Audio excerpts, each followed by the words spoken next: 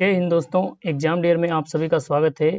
दोस्तों आज की क्लास में हम आपके लिए लेके आए हैं सामान्य ज्ञान के वन लाइनर बहुत ही महत्वपूर्ण क्वेश्चन। देखिए आते हैं आज का पहले सवाल पे। भक्ति आंदोलन की शुरुआत कहाँ से हुई थी? जो भक्ति आंदोलन होता है इसकी शुरुआत पूछ रहा है कहाँ से हुई थी, तो इसकी शुरुआत होती है दक्षिण भारत से। कहाँ से शुरुआत होती है इसकी? दक्षिण भारत से। अगला क्वेश्चन देखिए, नयनार संप्रदाय किस धर्म से संबंधित है? तो ये शैव धर्म से संबंधित है। याद कैसे करेंगे? नयनार मतलब नयन, नयनार मतलब क्या हो जाता है? नयन। और नयन त्रिनेत्र से आप ध्यान कर लो। त्रिनेत्र से किससे? त्रिनेत्र। और त्रिनेत्र किसके होते हैं? भगवान शिव शंकर के। तो शैव धर्म किससे संबंधित है? नयनार से। अगला क्वेश्चन देखिए,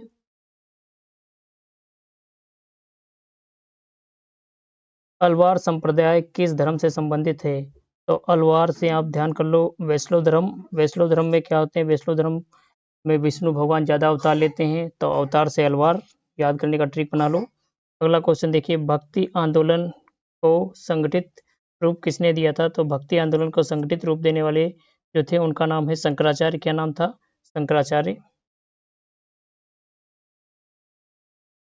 अगला क्वेश्चन देखिए, शंकराचार्य ने किस दर्शन का प्रचार किया था? तो शंकराचार्य ने अद्वैतवाद का सिद्धांत दिया था। अद्वैतवाद का सिद्धांत दिया था। अगला क्वेश्चन देखिए, शंकराचार्य ने उत्तर भारत में कौन सा मठ स्थापित किया था? तो इन्होंने टोटल 4 मठ स्थापित किए थे, जिसमें से उत्तर भारत में था उसका नाम है ज्योतिष पीठ। और ये कहाँ है? बद्रीनाथ, जो कि उत्तराखंड में पड़ता है। कहाँ पड़ता है? बद्रीनाथ उत्तराखंड में। शंकराचार्य ने दक्षिण भारत में कौन सा मठ स्थापित किया था? तो दक्षिण भारत में जो मठ स्थापित करते हैं उसका नाम है श्रृंगेरी पीठ। क्या नाम है इसका? श्रृंगेरी पीठ, जो कि मैसूर के कर्नाटक में स्थित है, मैसूर में पड़ती है। अगला क्वेश्चन देखिए, शंकराचार्य ने पूर्व भारत में कौन सा मठ स्थापित किया था? तो पूर्व में जो मठ था उसका नाम है गोवर्धन पीठ। क्या नाम है इसका? गोवर्धन पीठ। कहाँ पड़ता है आपका? पुरी उड़ीसा में पड़ता है। कहाँ पड़ता है? पुरी उड़ीसा में। अगला क्वेश्चन देखिए, शंकराचार्य ने पश्चिम भारत में कौन सा मठ स्थापित किया था? तो पश्चिम भारत में जो मठ स्थापित करते हैं उसका नाम क्या है? द्वारका पीठ। और द्वारका पीठ कहाँ पड़ता है आपका? गुजरात में। कहाँ पड़ता है? गुजरात में। शारदा पीठ का नाम है और द्वारका में पड़ता है, जो कि आपका गुजरात में पड़ता है। अगला क्वेश्चन देखिए, रामानंद ने भक्ति आंदोलन में को कहाँ फैलाया? तो रामानंद थे, इन्होंने भक्ति आंदोलन को कहाँ फैलाया था? उत्तर भारत में। कहाँ फैलाया था? उत्तर भारत में।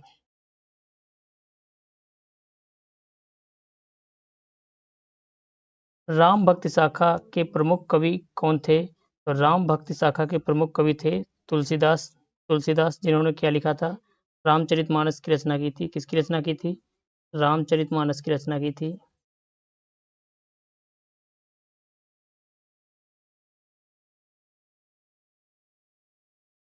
किस भाषा में किया था? अवधी भाषा में किया था। किस भाषा में? अवधी भाषा में रचना किया था। अगला क्वेश्चन देखिए, अकबर ने किस संत को नवरत्न बनने का प्रस्ताव दिया पर उन्होंने ठुकरा दिया? तो वो और कोई नहीं बल्कि तुलसीदास ही थे। कौन थे? तुलसीदास थे, जो कि अकबर के समकालीन थे। अकबर ने नवरत्न में शामिल होने के लिए प्रस्ताव दिया, लेकिन इन्होंने ठुकरा दिया था इसको। दक्षिण भारत में राम भक्ति का प्रचार किसने किया था? तो दक्षिण भारत में जो राम की भक्ति का प्रचार करते हैं उनका नाम था त्यागराज। क्या नाम था उनका? त्यागराज उनका नाम था। अगला क्वेश्चन देखिए, राम भक्ति के प्रमुख संत कौन थे? तो देखिए, राम भक्ति के जो प्रमुख संत थे, सबसे पहले तो आप रामानंद, रामानुजाचार्य, तुलसीदास, धन्ना रैदास और रामदास और एकनाथ। अगला क्वेश्चन देखिए, कृष्ण भक्ति के प्रमुख संत कौन थे? तो कृष्ण भक्ति के थे आपके विठल स्वामी। सबसे प्रमुख थे आपके विठल स्वामी ही। और विठल स्वामी, सूरदास, चैतन्य महाप्रभु, मीराबाई, तुकाराम, नामदेव और ज्ञानदेव।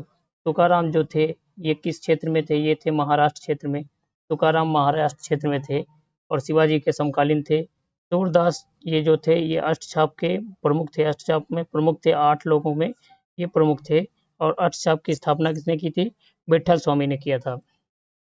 अगला क्वेश्चन देखिए, कृष्ण भक्ति शाखा का प्रमुख संत कौन था?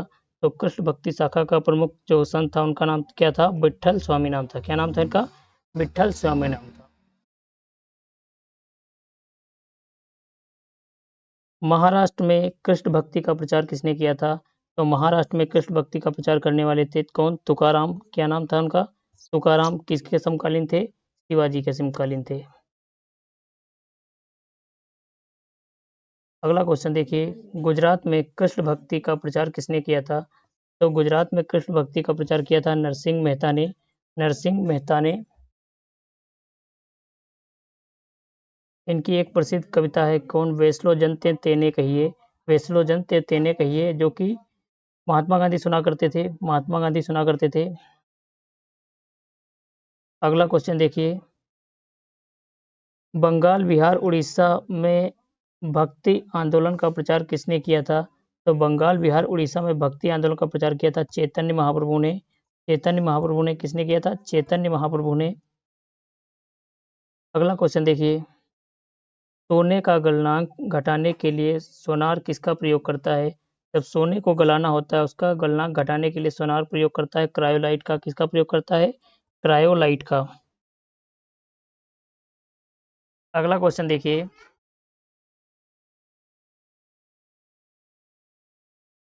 ड्यूरालिमीन किस धातु से संबंधित है? तो ड्यूरालिमीन का संबंध है एल्यूमिनियम से। किससे संबंध है?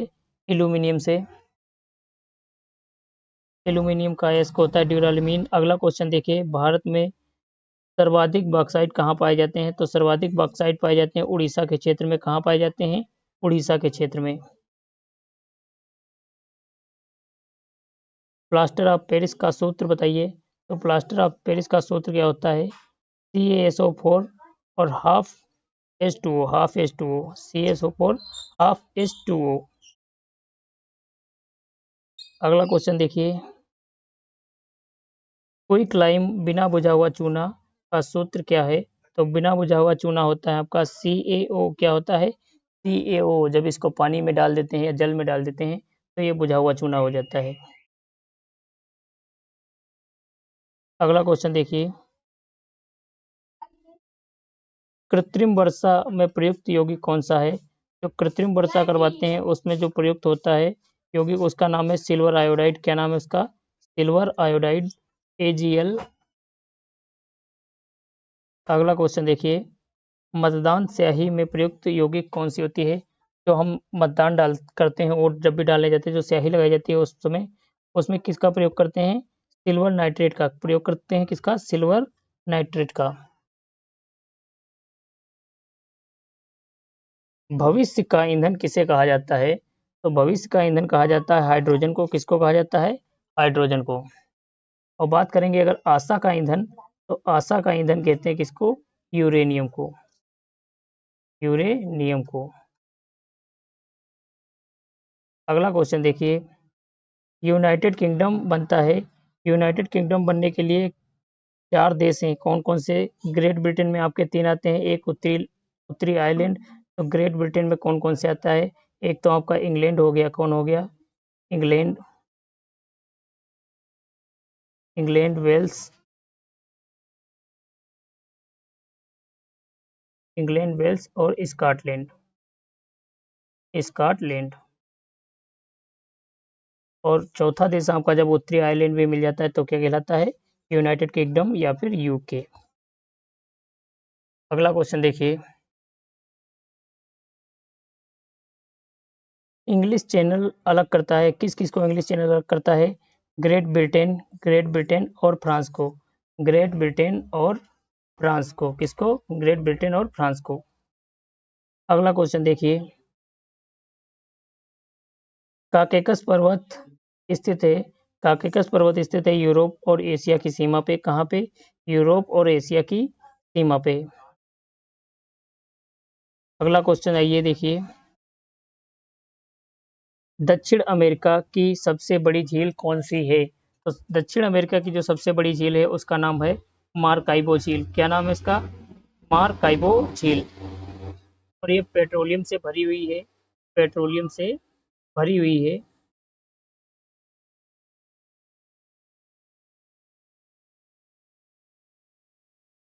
पेट्रोलियम से भरी हुई है। कहाँ मिलती है आपकी? वेनेजुएला में। सबसे ज़्यादा विश्व में महंगाई है तो कहाँ है? वेनेजुएला में। अगला क्वेश्चन देखिए, संसार का सबसे ऊंचा जलप्रपात कौन सा है? संसार का सबसे ऊंचा जो जलप्रपात है वो एंजल जलप्रपात है। कौन सा? एंजल जलप्रपात है, जिसकी ऊंचाई कितनी है? 979 मीटर। कितनी? 979 मीटर। और किस नदी पे पड़ती है? कैरो नदी पे पड़ती है। किस देश में? वेनेजुएला में। और वेनेजुएला कहाँ पड़ता है आपका? दक्षिणी अमेरिका में। रोगों का अध्ययन क्या कहलाता है? जो रोगों का अध्ययन होता है उसको क्या कहते हैं? पैथोलॉजी। क्या कहते हैं? पैथोलॉजी। अगला क्वेश्चन देखिए, जीवाणु की खोज किसने की थी? जीवाणु की खोज की थी एंटोनियो वान ल्यूवेनहॉक। किसने किया था? एंटोनियो वान ल्यूवेनहॉक ने। एक ही आदमी का नाम है। अगला क्वेश्चन देखिए, जीवाणु नाम किसने दिया था? खोज तो किया था एंटोनियो वान ल्यूवेनहॉक ने, लेकिन जीवाणु का जो नाम होता है, नाम दिया था किसने? एहरेनबर्ग ने। किसने? एहरेनबर्ग ने।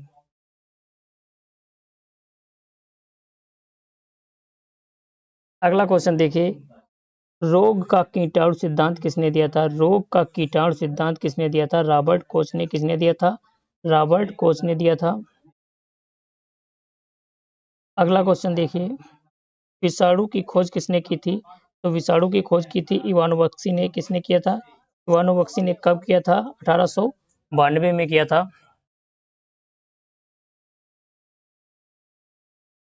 पहला ज्ञात विषाणु कौन सा है? पहला ज्ञात विषाणु जो था वो कौन था? Tobacco mosaic virus. Tobacco mosaic virus. ये टोबैको क्या था? ये तंबाकू से संबंधित है। किससे? तंबाकू से संबंधित है। इसमें एक पाया गया था वायरस जो कि पहला विषाणु था। अगला क्वेश्चन देखिए, दवाओं का प्रयोग सबसे पहले किसने किया था? तो दवाओं का जो सबसे पहले प्रयोग करते हैं उनका नाम क्या था? हिप्पोक्रेटस। क्या नाम था उन वैज्ञानिक का? हिप्पोक्रेटस, जिन्होंने क्या किया था? सबसे पहले दवाओं का प्रयोग किया था। अगला क्वेश्चन देखिए, रेबीज रोग किस वायरस से होता है? रेबीज रोग का कारण क्या है? रेहेब्डो वायरस। रेहेब्डो वायरस, और बहुत खतरनाक होता है। कुत्ता बिल्ली और बंदर की लार्वा में पाया जाता है। बंदर की लार्वा में पाया जाता है। तो जब भी काटें आपको तो तुरंत इसके टीके लगवा लेना चाहिए, क्योंकि इसके बाद इसका कोई इलाज नहीं है। अगला क्वेश्चन देखिए, खसरा किस वायरस से होता है? खसरा जिस वायरस से होता है उसका नाम क्या है? रिविवोला, या फिर इसका क्या बोलते हैं? पेलिनोसा मार्बिलोर। पेलिनोसा मार्बिलोर। ये भी खतरनाक बीमारी है। खसरा भी आपकी, इसमें बड़े बड़े फफोले बन जाते हैं, शरीर में बड़े बड़े फफोले बन जाते हैं, और ये भी खतरनाक बीमारी है। अगला क्वेश्चन देखिए, खसरा का टीका लगाते हैं, पहले बहुत बड़ा लगता था, निशान होगा सभी के हाथ में। अगला क्वेश्चन देखिए, डेंगू का वायरस कौन सा है? डेंगू का वायरस है उसका नाम क्या है? आर्को वायरस। क्या नाम है इसका? आर्को वायरस। डेंगू किस मच्छर से फैलता है? तो डेंगू जिस मच्छर से फैलता है उसका क्या नाम है? मादा मच्छर होता है, उसका नाम है एडीज मच्छर। मादा एडीज मच्छर।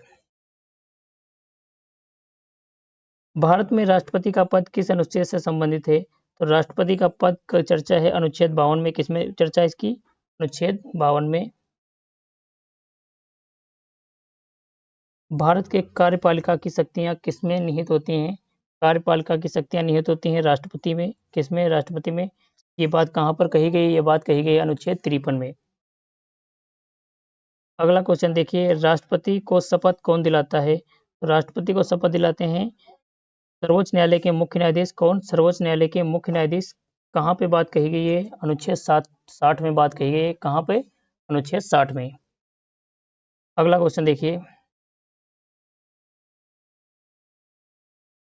राष्ट्रपति की पुनर्निर्वाचन की अनुमति किस अनुच्छेद में मिलती है? तो राष्ट्रपति का पुनर्निर्वाचन की जो अनुमति है ये अनुच्छेद 57 में मिलती है। इसमें एक चर्चा की गई, दोबारा निर्वाचन करवा सकता है अपना राष्ट्रपति, दोबारा तिबारा जितनी भी बार, कोई विशेष प्रावधान नहीं है इसमें, मतलब कोई रोक नहीं लगाई गई है। एक बार खड़ा हो सकता है, 2 बार, 3 बार। अगला क्वेश्चन देखिए, लेकिन अभी तक 2 बार हुए हैं, वो केवल एक ही रहे थे जो कि पहली बार थे। कौन थे वो? राजेंद्र प्रसाद।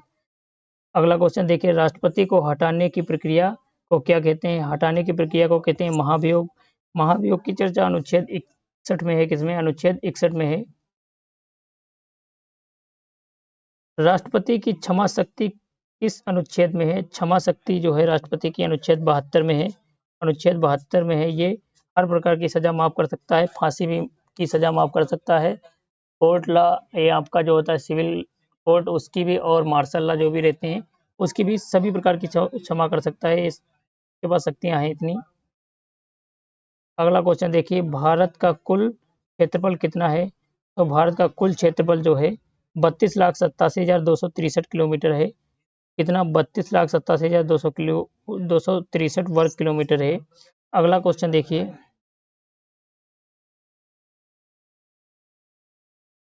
भारत का अक्षांशीय विस्तार क्या है? तो अक्षांशीय विस्तार कितना है? 8 डिग्री 4 मिनट से लेके 37 डिग्री 6 मिनट तक। कितना है? 8 डिग्री 4 मिनट से 37 डिग्री 6 मिनट तक जो ये भारत आपका होता है। भाई नक्शा तो चलो दिखाते हैं।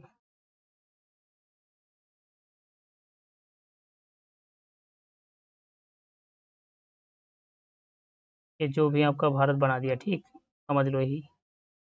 अब इस भारत के जो यहाँ पे जितना रहता है, ये कितना रहता है? 8 डिग्री 4 मिनट, 8 डिग्री 4 मिनट। और इसके ऊपर वाला जो हिस्सा रहता है, ऊपर वाला जो भी हिस्सा रहता है, यहाँ पर कितना रहता है? 37 डिग्री 6 मिनट, 37 डिग्री 6 मिनट। देशांतर की बात करें तो शुरुआत इसकी होती है कहाँ से? शुरुआत देख लो इधर कितने पर होती है? 68 डिग्री 7 मिनट, 68 डिग्री 7 मिनट से। और इसका अंत जो यहाँ अरुणाचल प्रदेश में पड़ता है वो कितना पड़ता है? 97 डिग्री और 25 मिनट। 97 डिग्री और 25 मिनट, इस निशान को मिनट बोलते हैं। अगला क्वेश्चन देखिए, अगला क्वेश्चन देखिए, भारत की उत्तर दक्षिण लंबाई कितनी है? तो उत्तर से लेके और दक्षिण तक की जो लंबाई है, इस लंबाई कितनी है? 3214 किलोमीटर। कितनी? 3214 किलोमीटर। और भारत के पूर्व से लेके पश्चिम तक की जो लंबाई है वो कितनी है? 2933 किलोमीटर।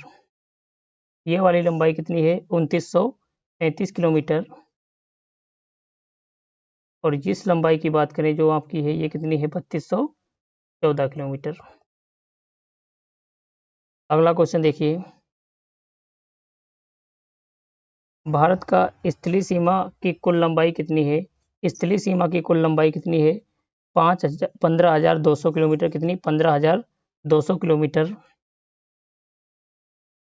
भारत के समुद्री तटीय भाग की कुल लंबाई कितनी है? समुद्री तटीय भाग की कुल लंबाई जो है वो कितनी है? वो आपकी है 7516.6 किलोमीटर, जो कि अंडमान निकोबार और लक्षद्वीप वगैरह सबको जोड़ लेते हैं।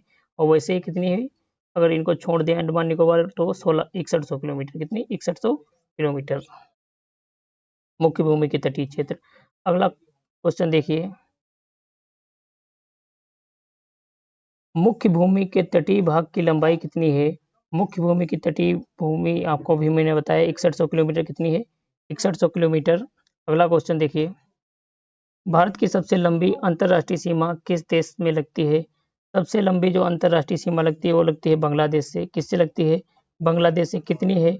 4096.7 किलोमीटर। 4096.7 किलोमीटर। अगला क्वेश्चन देखिए, भारत की सबसे छोटी अंतर्राष्ट्रीय सीमा किस देश से लगती है? तो भारत की सबसे छोटी जो सीमा लगती है वो लगती थी, नहीं लगती थी, अफगानिस्तान से। वर्तमान में ये सीमा नहीं लगती है, क्योंकि पीओके पे कब्जा कर रखा है पाकिस्तान ने, इसीलिए वर्तमान में ये सीमा नहीं लगती है, लेकिन है तो हमारा ही। भारत और चीन के बीच कौन कौन सी सीमा रेखा है?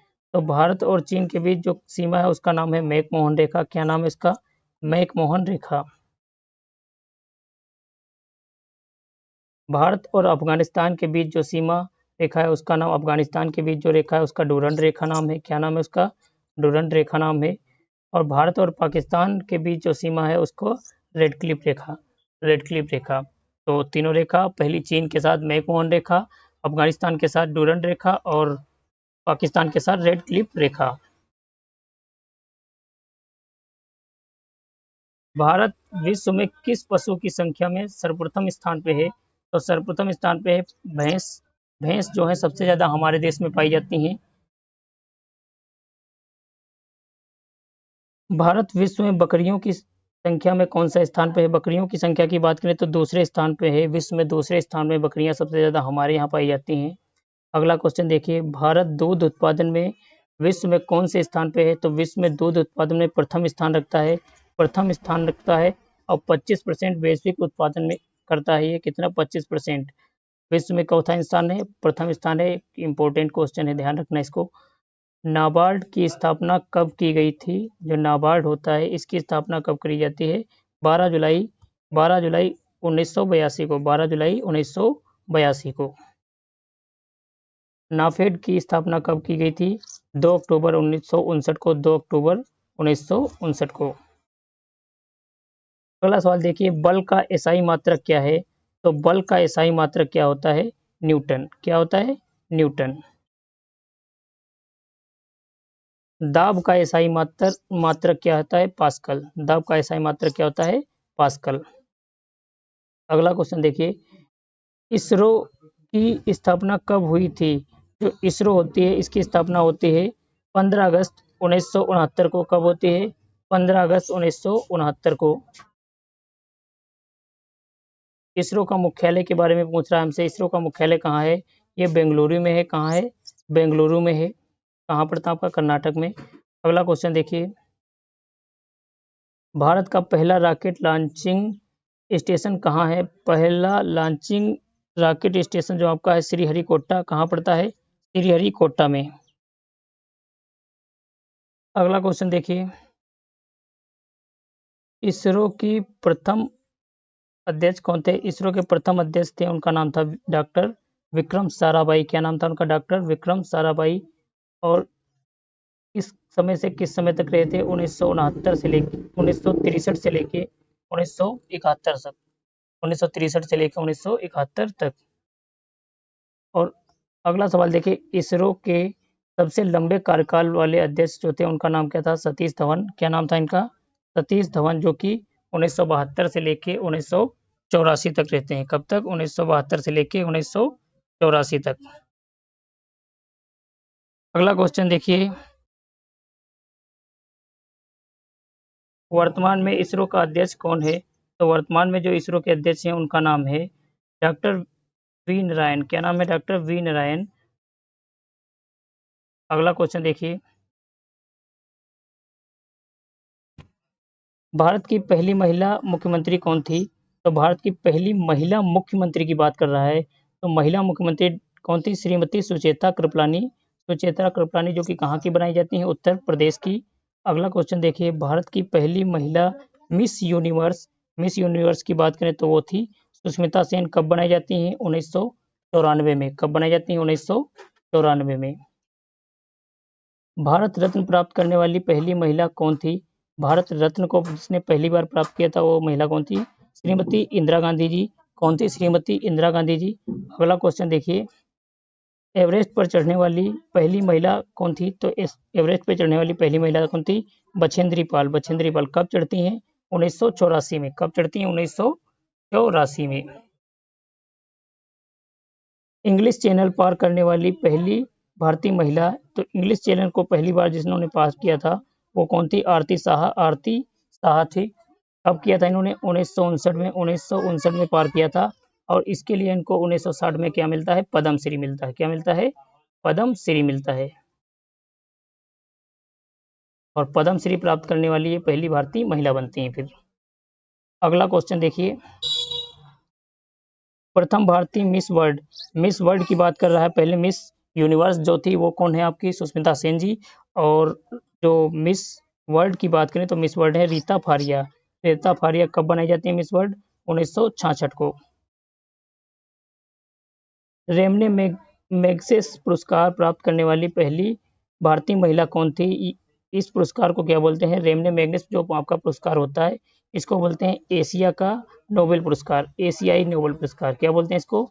एशियाई नोबेल। एशियाई नोबेल पुरस्कार बोलते हैं। किसको मिला था? पहली महिला भारतीय कौन है? किरण बेदी जी। किरण बेदी जी। अगला क्वेश्चन देखिए, भारतीय राष्ट्रीय कांग्रेस की प्रथम महिला अध्यक्ष। तो भारतीय राष्ट्रीय कांग्रेस की प्रथम महिला अध्यक्ष एनी बेसेंट कब बनाई जाती हैं? 1917 को। 1917 को बनाई जाती है, 1917 में कांग्रेस अध्यक्ष रहती हैं। अगला क्वेश्चन जो आपका है, भारतीय राष्ट्रीय कांग्रेस की प्रथम भारतीय महिला अध्यक्ष, यहाँ पे भारतीय महिला नहीं, यहाँ पे प्रथम महिला अध्यक्ष की बात कही गई है, एनी बेसेंट आयरलैंड से थी। और आपकी भारतीय महिला अध्यक्ष की बात करें तो कौन है, सरोजनी नायडू जी। कब बनाई जाती है, 1925 में। आज का लास्ट क्वेश्चन देखिए, सुप्रीम कोर्ट की पहली महिला न्यायाधीश कौन थी, सुप्रीम कोर्ट की पहली महिला न्यायाधीश थी कौन, एम फातिमा बीबी। कौन, फातिमा बीबी। दोस्तों अगर वीडियो अच्छा लगा हो तो लाइक कीजिए, कमेंट कीजिए, दोस्तों के पास शेयर कीजिए। मिलेंगे कल की क्लास में, धन्यवाद।